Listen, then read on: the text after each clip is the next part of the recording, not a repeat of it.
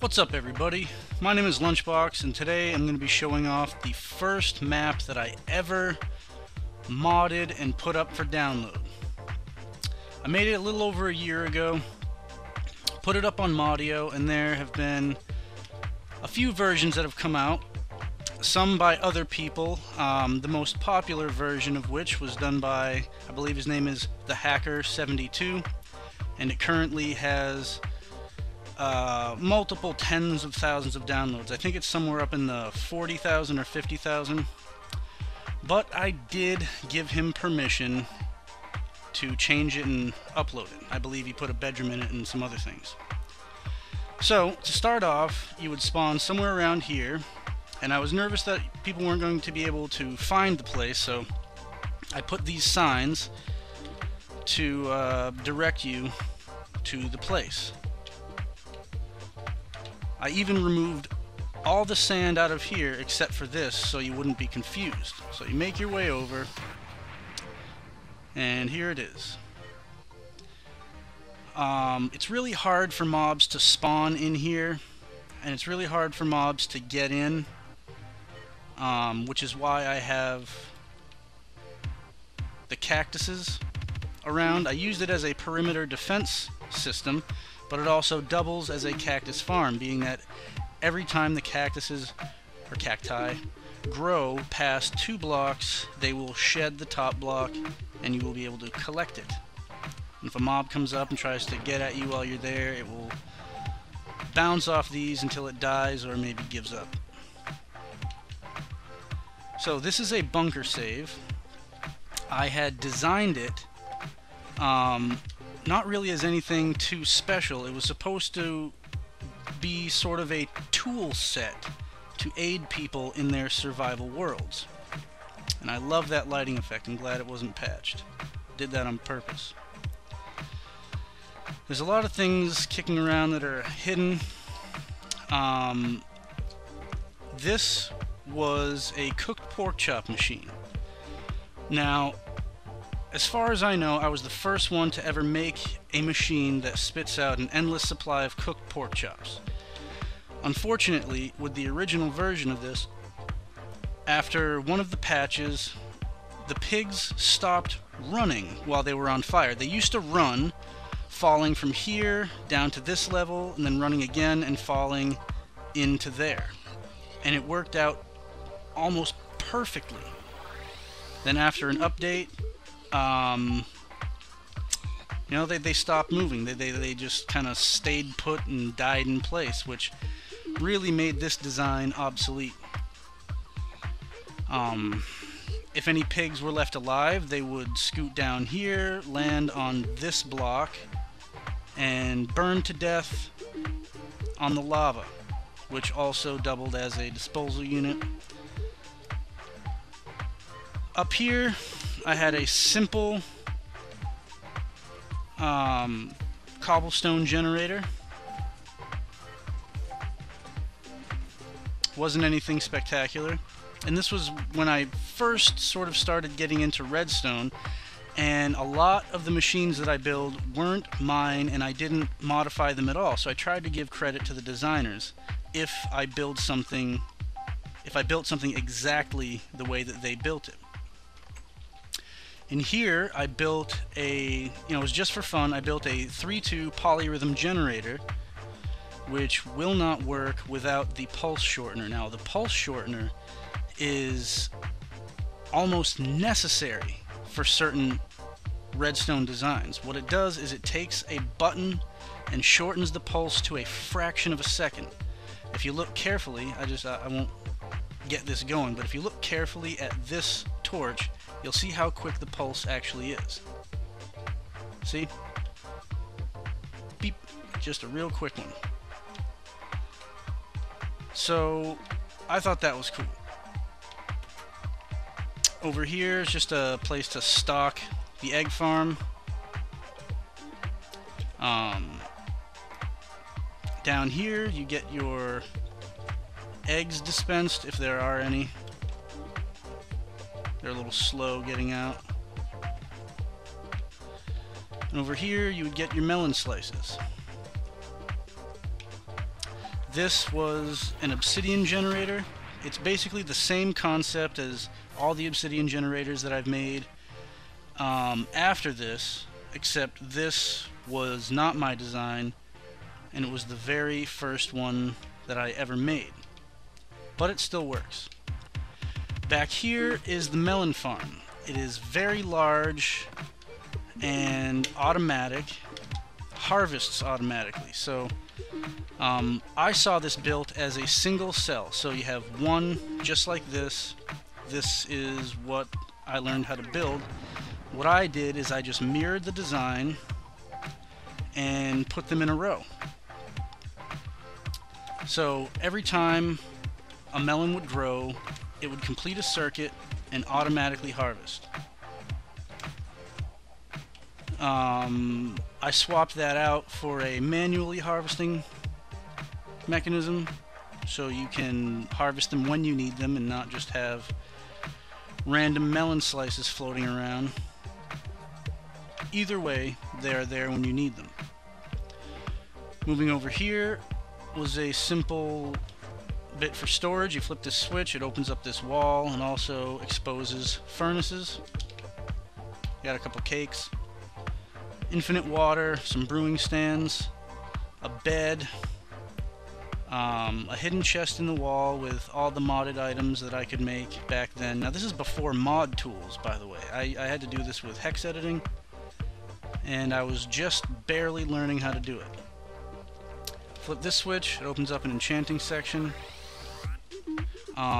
There was a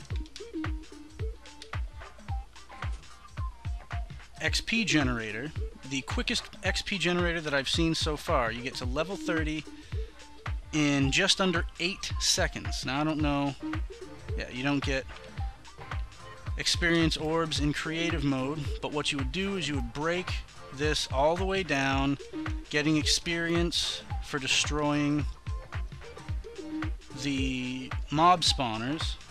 When you got to the bottom, there were just chests full of them. So you would take a chest and hop your way back up. Fairly simple. I attached it to the enchanting section so it would make it even easier to use your XP once you got it. Moving on, there was a mini nether portal and a mini end portal. Coming back here, I just put a set of stairs for those who still wanted to mine. They could use this as an entrance to their mining area. Just for fun, I built a bathroom with a toilet and some toilet paper. Gotta have that. Can't drip dry. That's funny. Massachusetts rocks, of course, because that's where I was born. If you've never been there, I'd try it out. Take a trip. It's nice. Looks wonderful in the fall with all the leaves and shite. Oh, a visitor. Yeah, he's trying to sleep in my bed. I'll get to him later. Tell him no.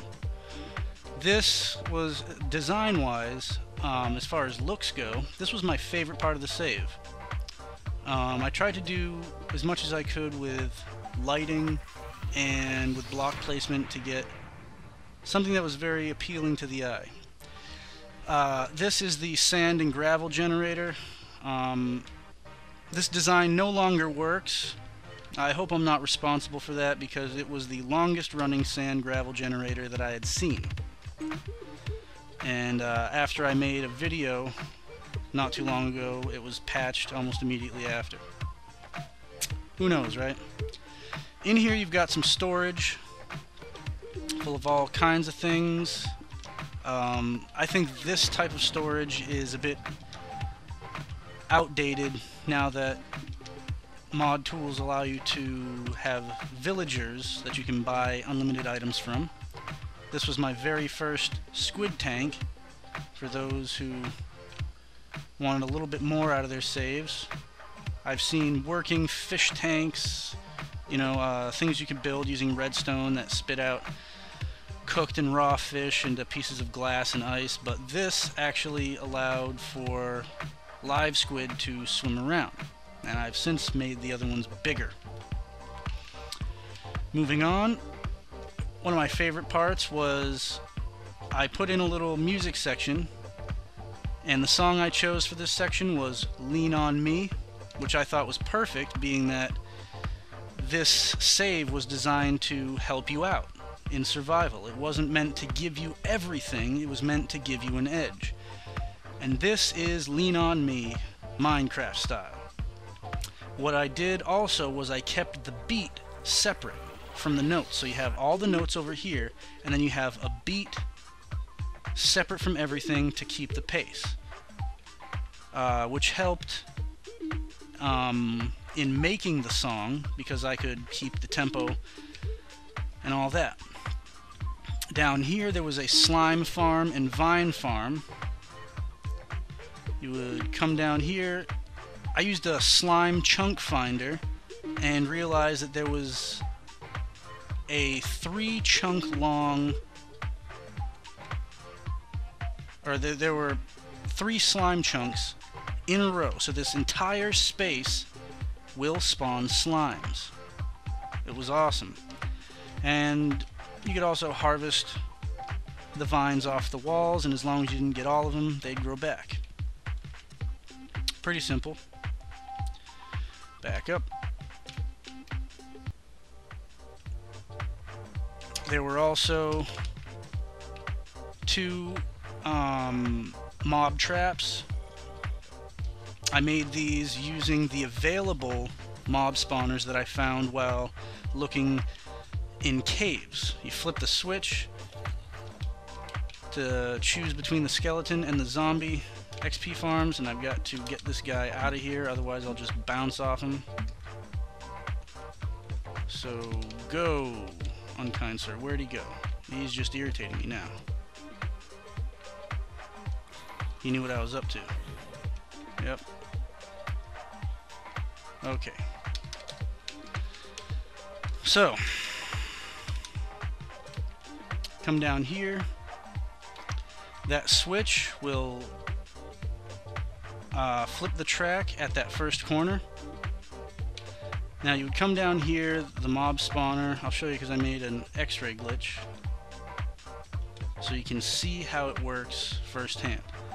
They spawn in here like that. They get funneled out.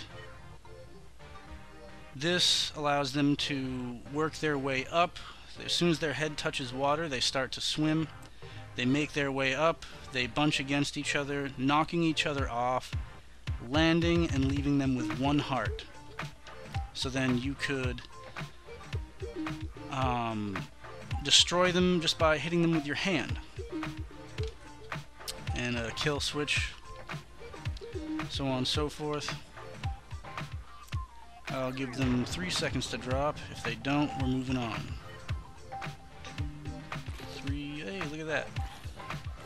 Alright, so 2 hits with your hand, but still, it was very effective. Now that certain mod tools are available, it's, this design is a bit obsolete, but it's still very effective if you don't want to use modded tools.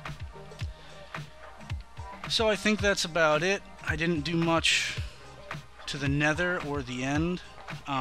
Like I said, this was my very first modded save. I made it over a year ago, and I thought it was pretty cool.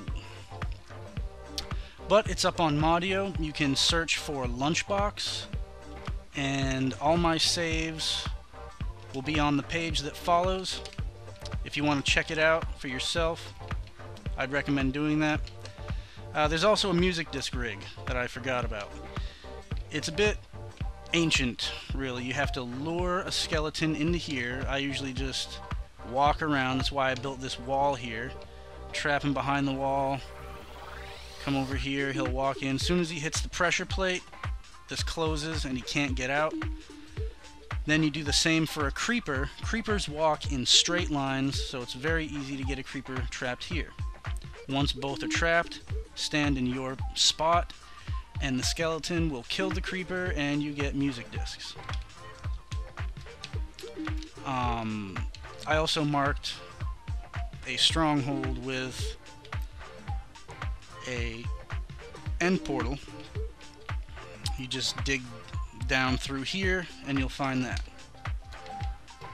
And that's about it. I didn't get too crazy with this save. It did take me a long time, being that it was my first and the mod tools didn't exist. So again, I hope you liked the video. If you managed to download the save, I hope you like that too. My name is Lunchbox, and stay tuned because I'm not done yet.